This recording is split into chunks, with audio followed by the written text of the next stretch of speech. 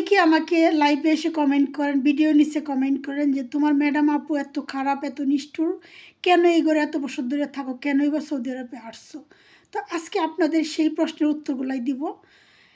Hello guys, আসসালামু আলাইকুম। দেশ ও দেশের বাহিরের সকল কলিজার ভাই বোনেরা কেমন আছেন? আমি আপনাদের প্রবাসী বোন আছি, যদিও যেরকম শুধু প্রাণটা থাকে, বডিটা এরকমভাবে আছি আর কি। যাক, আলহামদুলিল্লাহ, সকল কিছুর পরে আমি আল্লাহর শুকরিয়া আদায় করি। আর আমার এত বছর প্রবাসী জীবনের আজকে কিছু কথা আপনাদের কাছে বলি। যদিও আমার চোখে এখনও পানি, আমার জীবনটাই চোখের পানিতেই যাচ্ছে। প্রশ্ন করেন যে কেন নারী হয়ে প্রবাসে আসছি, কিংবা এত খারাপ ম্যাডাম, কেন এই বাসায় থাকি। আমি যে বাসায় থাকি এইখানে 9-8 জন সদস্য, ঠিক আছে? তো অনেকে আমার ভিডিওতে দেখেন যে আমার ম্যাডামের কিন্তু দয়া মায়া নেই, ওর চোখে কোনো রক্ত নেই, সে কাম ছাড়া কিচ্ছু বোঝে না। আমার ম্যাডাম এমন একটা মহিলা, সে হাইটে যাইলেও মানে এভাবে ওইভাবে ছায়া দেখে যে পোলোরে কোনো ময়লা আছে কি না, পোলোরে কোনো দাগ আছে কি না। ইভেন এটা পরের দিন আবার ঘুমিতে উঠে দেখে যে সেই দাগটা কি এই যে রইছে না মুছছি আমি, ঠিক আছে? এরকম একটা মহিলা। আর ওদের প্রত্যেকটা রুমের ভিতরে 8টা-10টা করে টেবিল থাকে। একটা ড্রয়িং রুমে আপনারা জানেন না যে প্রতিটা সুপার সাইডে সাইডে সাইডে সাইডে একটা করে টেবিল থাকে। তো এগুলো প্রতিদিন কাজ হয়েছে, এগুলো মোছা। এই টেবিলটির উপরে মেকআপ রাখবে, পানি রাখবে, এটা রাখবে, এটা রাখবে, ইচ্ছে করে ময়লা করে রাখবে, ঠিক আছে? পরের দিন সকালে উঠে আবার দেখবে এগুলো পরিষ্কার হয়েছে কি না। এভাবে একটা না, প্রতিটা রুমই আছে। মেয়েদের রুমে যে একটা রুমে 3টা খাটের লগে 3টা ইয়ে আছে, একটা 2টা ডয়ার সহ ছোটো ছোটো টেবিল আছে। আবার সামনে ড্রেসিং টেবিল আছে। আবার বাথরুমের সামনে ড্রেসিং টেবিলের মতো একটা সিস্টেমে বড় বড় ডয়ার আছে।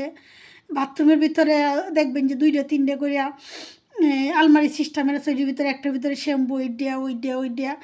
মানে কাজ হইলেও এগুলা প্রতিদিন মুছতে হবে, প্রতিদিন সাফ করতে হবে, ঠিক আছে? এত কিছু করার পরে দিয়েও কিন্তু তাদের চোখে কোনো রক্ত নেই। আজকে আপনি একটু অসুস্থ, আজকে আমি একটু অসুস্থ, আপনি এটা বাদ দিলাম, আমি নিজের কথা বলি, যদি একটু অসুস্থ হই আমাকে কখনো সে জিগায় না যে আমার কী হয়েছে। সেদিন জিগাইছিল ওই যে পাড়ানোর জন্য। যাক, ওইটা একটা ভিডিওতে দেখবেন যে কী বলছিল আমার অসুস্থর কারণে। তো তারপরেও কিন্তু ধৈর্য ধরে আসি, কেন জানেন?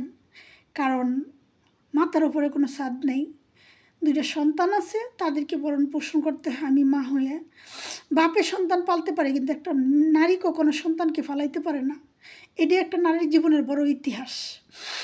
একটা নারী একটা সন্তানের দিকে চায় বাকিরে জীবন কাটাইতে পারে, কিন্তু একটা পুরুষ পারে না। কিন্তু জানি আপনারা স্বীকার করবেন না পুরুষরা, কিন্তু এটাই বাস্তব, অ্যাভেলেবেল জীবনে আছে। যদিও কোনো নারী ট্যাপে পড়িয়া প্রেমে পড়িয়া প্রতারিত হইতে হয়, কিন্তু আসলেও কিন্তু ওরকমভাবে মাতার উপরে পৃথিবীর কেউ থাকে না একটা নারীর, ঠিক আছে? এটাই বাস্তব।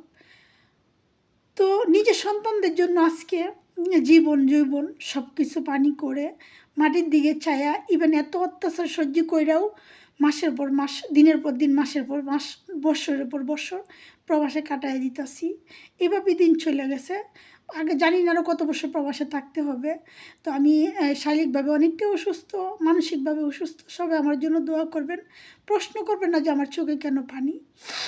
জানি না কতদিন এই চোখের পানিতে বাঁচতে হবে, আমার আল্লাহ পাক জানেন।